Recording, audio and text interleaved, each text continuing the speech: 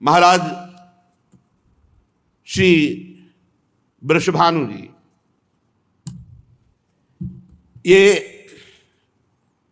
पूर्व में बहुत साधना की, भजन किया, तप किया, तब हमारे ब्रजधाम में वृषभानु के रूप में प्रकट हुए।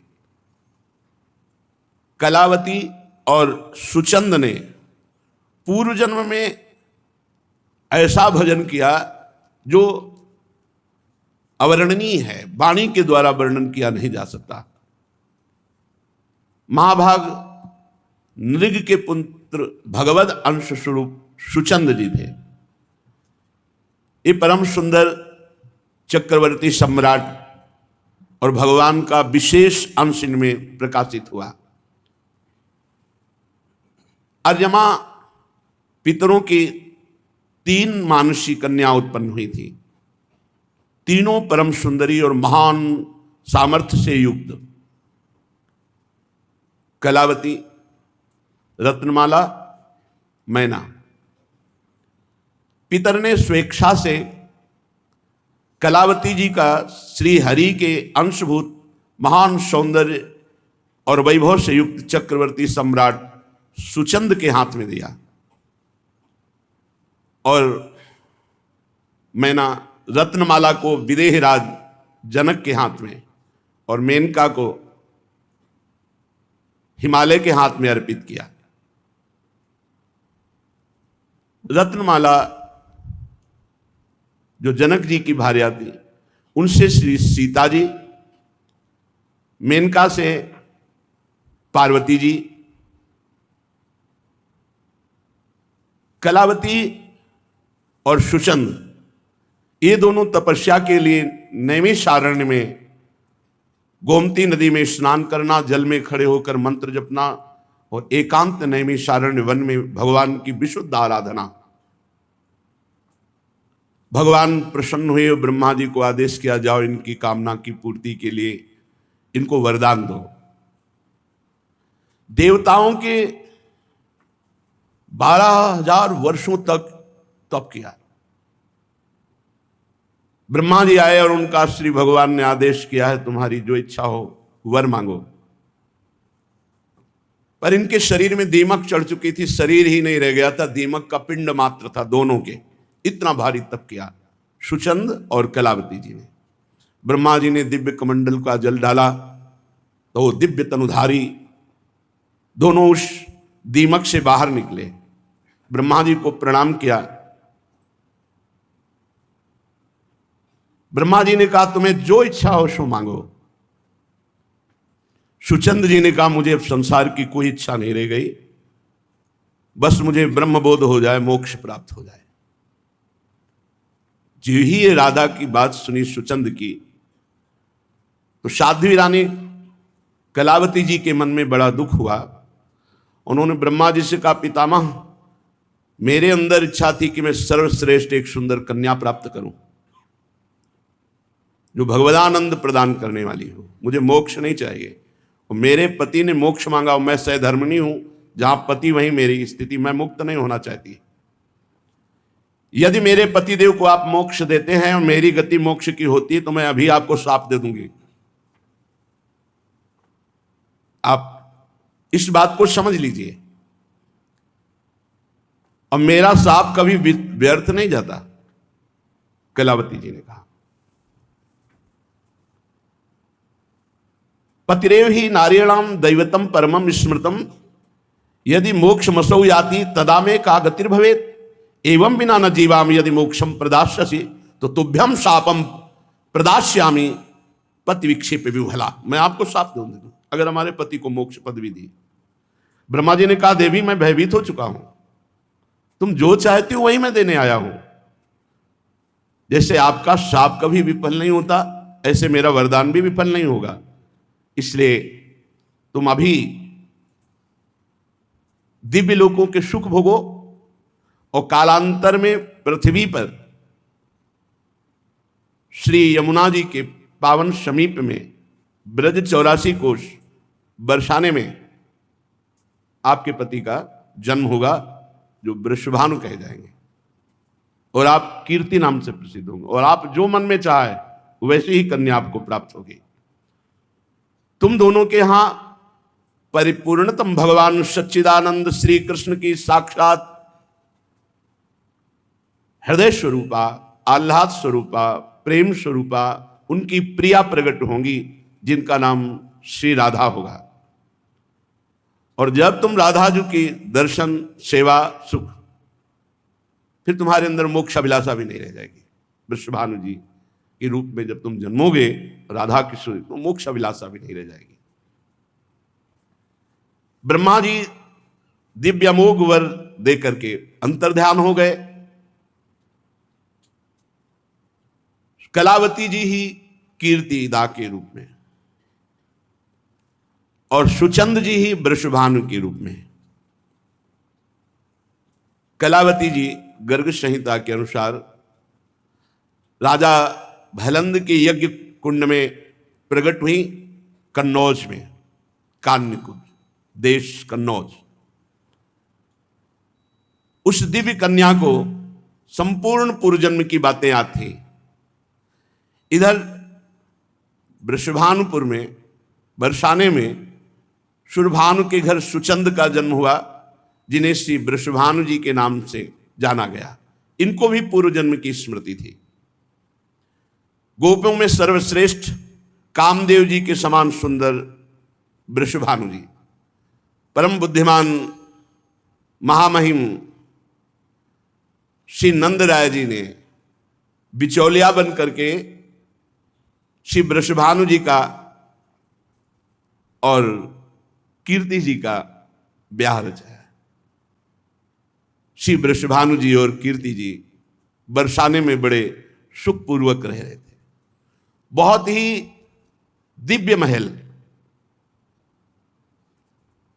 क्योंकि जहां प्रिया जो प्रकट हो रही वहां कौन सी सिद्धि, कौन सी रिद्धि, कौन सी निधि, सब रिद्धियां सिद्धियां निधियां छाई हुई।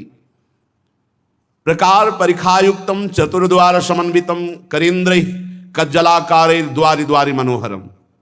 जो वृषभानु भवन है, खाई और परकोटों से युक्त बहुत विशाल महल, जिसके प्रधान 4 दरवाजे और चारों पर मानो काजल का पहाड़ हो ऐसे गजराज खड़े हुए हैं।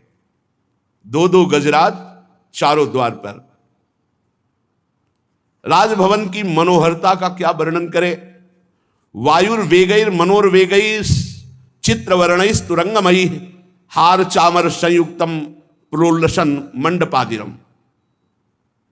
मानो मन के वेग से चलने वाले घोड़े, वायु के वेग से चलने वाले शास्त्रों घोड़ों में सैनिक तैनात चारों द्वार पर, बड़े बड़े गजराज और वायु वेग और मनोवेग से चलने वाले घोड़े, सुंदर सुंदर हार आभूषण धारण किए हुए सेवकजन, विचित्र वर्ण वाले अश्वों की शोभा और बछड़ों के साथ लाखों करोड़ों गौओं के झुंड के झुंड, और धुरंधर बड़े बड़े बलवान बैल जो बड़ी शोभा पा रहे हैं। हजारों की संख्या में उनकी रक्षा करने वाले गोपालजन, कोई बंशी कोई बेत धारण किए हुए गीत गा रहे। बरसाने की बड़ी अद्भुत शोभा। वृषभानुवर के भवन का निर्माण विश्वकर्मा ने स्वयं पूरी चतुराई लगाकर की, क्योंकि इसी भवन में श्याम सुंदर की प्राण प्रिया श्री लाडली जी प्रकट होंगे। भवन में ऐसे परकोटे हैं, ऐसा लगता है हजारों सूर्य एक साथ प्रकाशित हुए, इतना तेजों में परकोटे वृषभानु महल के हैं। और लाखों की संख्या में दास दासियां हैं। हर समय कहीं वीणा ताल मृदंग आदि बाजे बज रहे, कहीं मनोहर गोप सुंदरियां गान कर रही। अंतःपुर की दिव्य विशाल छटा, उस भवन में ही सुंदर उपवन भी हैं। महल के अंदर ही उपवन है, बगीचे हैं, अलग अलग कुंजे हैं। कहीं अनार कंद मंदार नींबू के ऊंचे ऊंचे बड़े वृक्ष लहरा रहे, तो कहीं केतकी मालती माधवी मोगरा, ये सुंदर लताएं खिली हुई हैं। महल के अंदर ही सुंदर निकुंज है जो कल्प वृक्ष के पुष्पों की गंध को भी मात करते, ऐसे सुगंधित। उस निकुंज में भंवरे पराग पान करके गुंजार कर रहे हैं, शीतल मंद सुगंध वायु चल रही, और बहुत सुंदर कुंड भी है जिसमें हजारों दल वाले कमल हैं, कोई अष्ट दल, कोई हजार दल वाले, विविध रंग के। महल की शिखरों में कोकिला, मोर, शुक, शारिका ये अद्भुत जस गान कर रहे हैं। फूलों की जगह जगह सहस्त्रों सैयाएं लगी हुई हैं और बहुत ही सुंदर सुंदर सुगंधित जल वाले कई सरोवर हैं। कहीं सैकड़ों फुहारे छूट रहे हैं, कहीं सुंदर कुंडल, करधनी, हार धारण किए हुए सैकड़ों सुंदरियां सेवारत हैं। राजमंदिर केसरिया रंग के सूक्ष्म वस्त्रों से सजाया गया है। पर्वतीय पुष्प, जल पुष्प, स्थल पुष्प, इन सब से श्रृंगारित किया गया है पूरा महल। मालती की मकरंदों की बूंदें वहां झर रही हैं। पर यह सब सुख होने पर भी वृषभानु जी को विशेष आह्लाद नहीं हो रहा है। उनके हृदय में एक असंतोष सा है। समस्त ब्रजमंडल के महान विद्वान ब्रह्म ऋषियों को बुलाया और कहा, बहुत समय व्यतीत हो गया, मुझे पूर्व की स्मृति है कि मुझे वरदान प्राप्त है कि भगवान श्री हरि की हृदयाराध्या राधा मेरे यहां प्रकट होंगी, पर अब तो जीवन का बहुत समय व्यतीत हो गया। जिनका नाम राधा है, कृष्णेन आराध्यत इति राधा, श्री कृष्ण स्वयं जिनकी आराधना करते हैं वो राधा। सा एवायम पुरुषः स्वयमेव समाराधन तत्परो भूत तस्मात् स्वयमेव समाराधन मकरोत् अतो लोके वेदे श्री राधा गीयते। लोक में और शास्त्रों में इसीलिए उनको श्री राधा कहते हैं क्योंकि स्वयं परम पुरुष परमात्मा भगवान श्री कृष्ण उनकी आराधना करते हैं और वैसे ही वो श्री कृष्ण की आराधना करती है।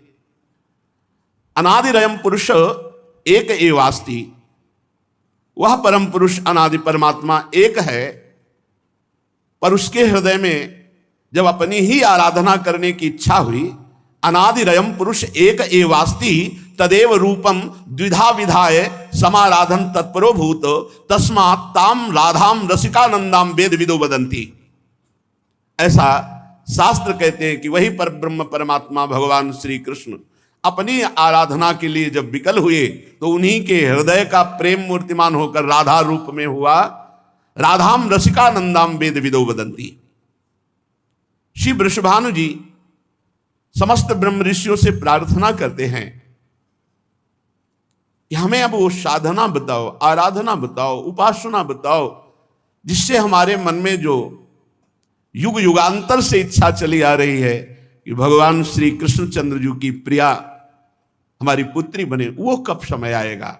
मथुरा निकट जमुन तट पावन, राजति रावल नगर सुहावन, कीरति भानु बसहि नृप दंपति, गेह लक्ष 10 जिन गो संपति। माथुर मंडल में परम पावन वृषभानुपुर बरसाना, इसमें श्री वृषभानु जी विराजते हैं। कुछ दूर पर यमुना जी के पावन तट पर एक महल है जहां स्नान आदि के बाद वस्त्र परिवर्तन करना, विराजना, फिर वहां से बरसाने आना। श्री कीर्ति जी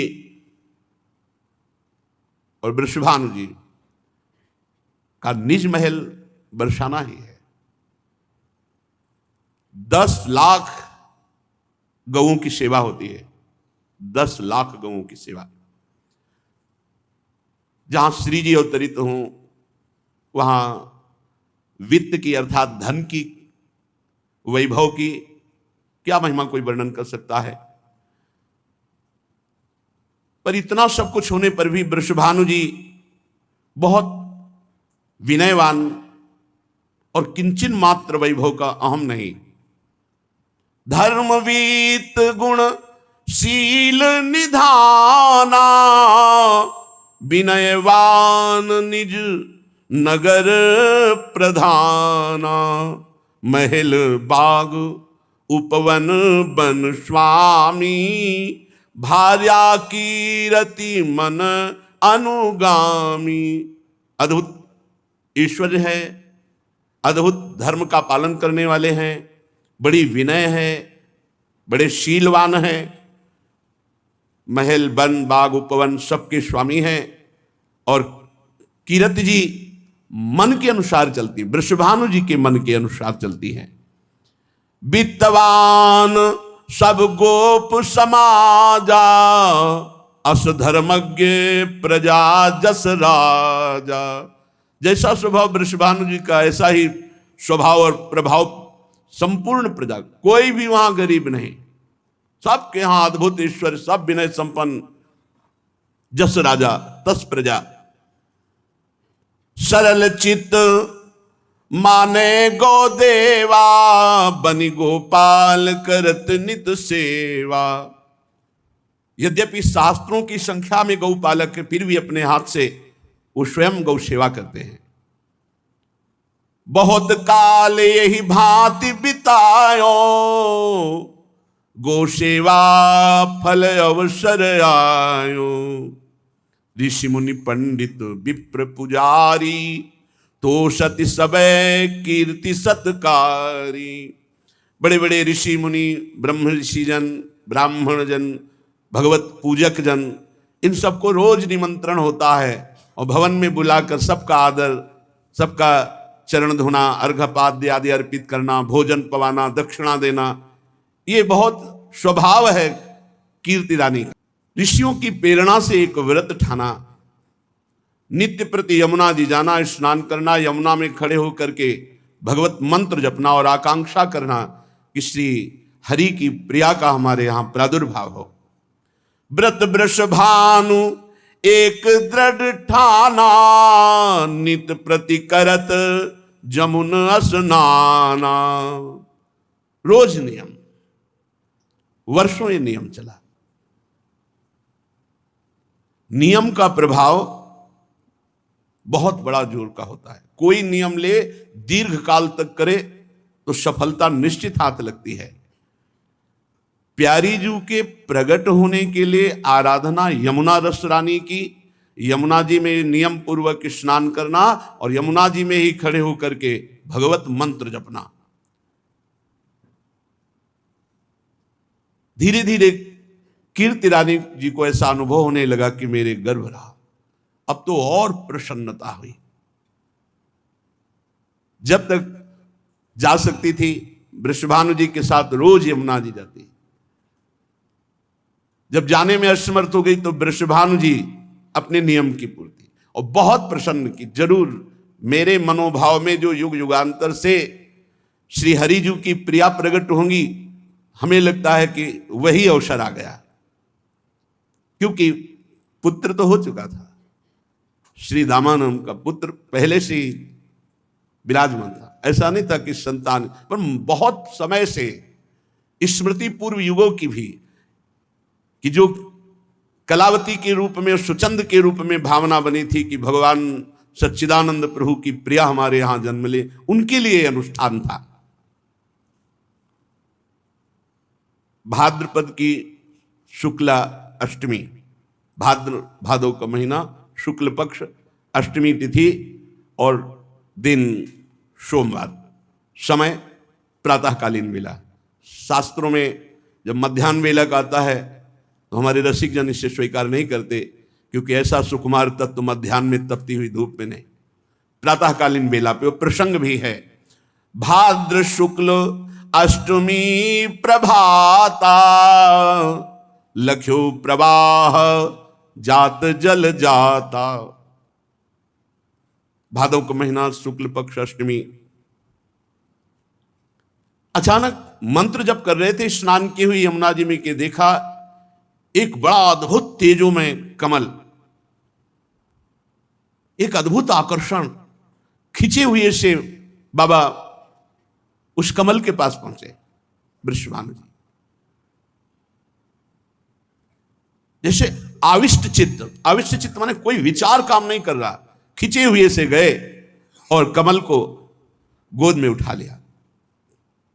एक अद्भुत तेज मात्र दिखाई दे, कुछ अभी नहीं दिखाई दे, कमल और तेज। तो प्रविशधार गही कंज प्रसूना, लौटे भानु मोद ही दूना। अभी तक तो आनंद था, भावना थी कि जो हमारे युग युगांतर से भावना थी कि ऐसी प्रियाजू का जन्म होगा। आज ऐसा लग रहा है मानो मुझे प्रियाजू मिल गई, अपार आनंद। आविष्ट चित्त है, कोई विचार काम नहीं कर रहा। उस कमल को गोद में लिए हुए और इधर महल में वयोवृद्धा गोपिकाएं कीर्ति रानी जी को घेरे हुए हैं। पूरे नगर में सूचना है कि प्रसव पीड़ा हो रही है, संतान प्रकट होने वाली है। अद्भुत ज्योतिर्मय प्रसूति का ग्रह हो रहा है पहले से ही, तेजों में। कीर्तिदा रानी को ऐसा महसूस हो रहा है कि बस अभी संतान प्रकट होने वाली है। गोपिकाएं वयोवृद्धा आसपास बैठी हुई हैं। इतने में दिव्य पुष्प लिए हुए श्री वृषभानु जी महल में पधारते हैं। दिव्य पुष्प जगमग द्वितिकारी, मोहे अद्भुत छटा निहारी। ऐसा दिव्य पुष्प है कि प्रेम विवश होकर, शिथिल होकर के कंज प्रसून गहे करमाही, चले हरसी ग्रह कीरति पाही। अति सुगंध अति रंग द्विति लीने, भानु समोद आनि धर्यो सन्मान करी, कीरत जी की गोद। उधर प्रसव पीड़ा हो रही थी, इधर दिव्य सुमन लेकर के, कमल लेकर के समीप पहुंचे और कहा देखो आज यमुना जी में बड़ा दिव्य कमल। जे ही कमल गोद में दिया, उसी समय उनको अनुभव हुआ कि मेरे संतान हुई। गोप सुंदरियों ने देखा अद्भुत बिजली की सी कांति, गौर वर्ण, छोटी सी नन्ही सी लाडली जो, मानो करोड़ करोड़ चंद्रमाओं की कांति लिए हुए। सामने देखा, जो गोद में पुष्प दिया उनको अनुभव हुआ संतान हुई। देखा तो श्री लाडली जू प्रकट हुई। कीर्तिदा रानी को सुंदर कन्या हुई है। पूरे महल में, बरसाने में एक क्षण में सूचना पहुंच गई।